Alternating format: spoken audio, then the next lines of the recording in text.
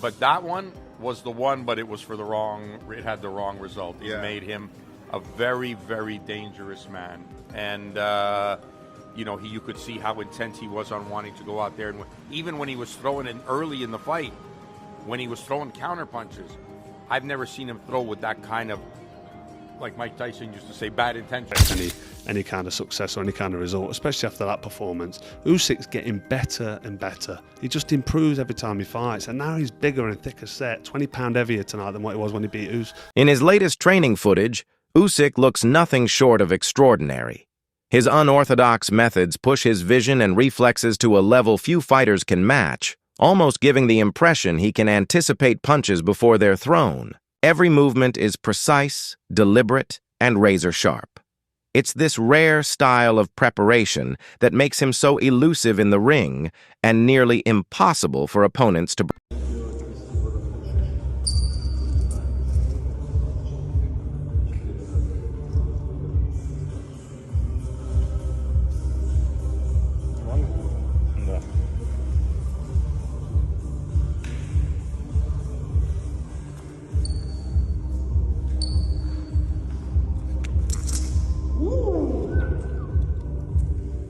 Many questioned Usyk's toughness and wondered if he could continue to dominate against bigger, younger heavyweights. Heading into the rematch with Daniel Dubois, the spotlight was full of doubt.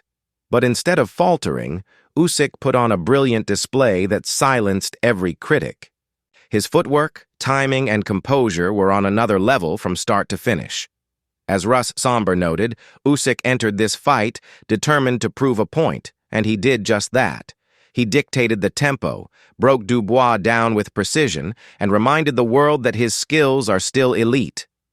This wasn't just a victory. It was a statement that Usyk still reigns among the heavyweight elite. I was surprised. Yeah. I was surprised because I had never seen him so intent on wanting to knock somebody out. It's the quickest knockout he scored, I think, in his professional career. Yes, I'd even have to at look cruiserweight. Yeah, I'd have to look to be sure, but it's the quickest knockout he scored. He was a man on a mission. Yeah. He was really personally hurt and offended by the remarks made by Team Dubois, by George Fox, Don Charles' son. By Don himself, questioned. I think the straw that broke the camel's back was questioning Usyk's faith. Yes. Now you could question a lot. You can question his skill, question boxing, or whatever you want. Questioning his faith, bro. Yeah. That was something that really hit a chord, and you don't often. Tyson Fury couldn't get to he tried Usyk every head mentally, game in the right. book. But that one was the one, but it was for the wrong. It had the wrong result. It Yeah. made him a very, very dangerous man, and you could see how intense he was on wanting to go out there. And even when he was throwing in early in the fight, when he was throwing counter punches, I've never seen him throw with that kind of, like Mike Tyson used to say, bad intentions. Yeah, bad intentions, yeah. He was throwing with bad intentions, yeah. Usyk's greatness extends far beyond the boxing ring. At the height of his career, he made the courageous choice to defend his country when war erupted in Ukraine. While many would have chosen safety, Usyk shouldered the duty of standing for his homeland. That sacrifice earned him deep respect at home and proved that he embodies not only the pride of a champion, but also the bravery of a true patriot. His rise, from being underestimated by some British fighters and fans, to now being celebrated worldwide as a once-in-a-generation talent, speaks volumes. Usyk never asked for respect. He earned it with his fists and his heart. Usyk's involvement in the war began when he enlisted in the Ukrainian Territorial Defense Forces after the Russian invasion. His decision to fight for Ukraine has had a profound impact on the country, making him a symbol of hope and resistance. Usyk's presence on the front lines has boosted the morale of the Ukrainian military and civilian population alike. So this man kept his heavyweight championship, continued to be heavyweight champion, no losses, nothing on his record, and still went and defended his country during war. Given that, you gotta give him the greatest heavyweight fighter of all time.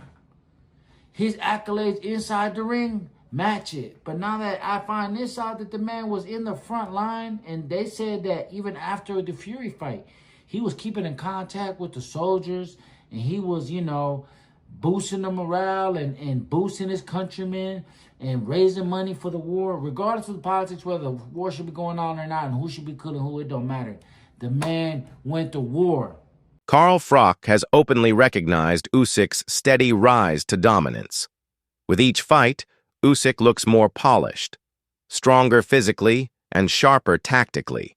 Froch pointed out that Joseph Parker wouldn't pose a serious threat, given his past, defeats and vulnerabilities, especially when measured against the challenge Usyk brings. He even suggested that retirement could be on the horizon for Usyk, considering everything he's already accomplished.